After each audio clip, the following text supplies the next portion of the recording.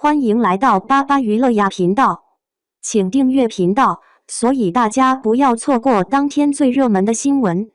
我们今天的时事通讯包括以下内容：诚意剑气化墨香，江湖落笔成诗的东方美学。一、五官藏锋，眉眼如墨的东方留白。若论诚意的书卷气，必先提他那张非典型古装脸。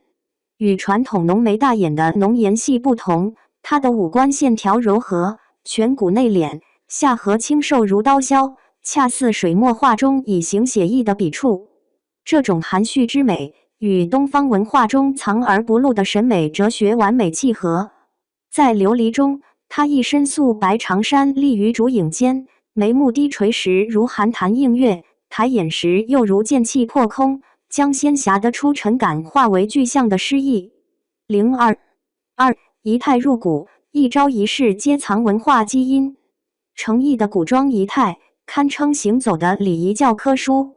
从莲花楼中李莲花携倚门框的慵懒，到英雄志卢云执剑时的挺拔如松，他的体态始终带着松而不垮的张力。心理学研究指出，松弛感能触发观众的镜像神经元，让人无意识带入角色的从容。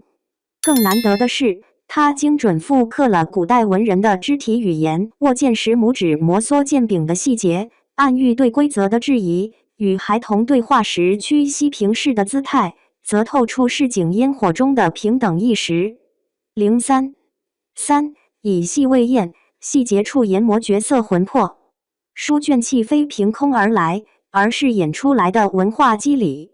拍摄《沉香如屑》时，他为战神九晨设计剑柄摩挲动作，以物理触感外化内心挣扎。莲花楼中李莲花咳嗽时刻意压低的喘息声，让病弱文士的形象跃然荧幕。这种对细节的偏执，甚至延伸到气味。在《赴山海》中，他为3个角色定制专属香调：青草、檀香与血嗅，用嗅觉构建人物记忆点。04墨香淬剑，文化修养成就角色厚度。戏外的诚意更像一位隐于世的文化修行者。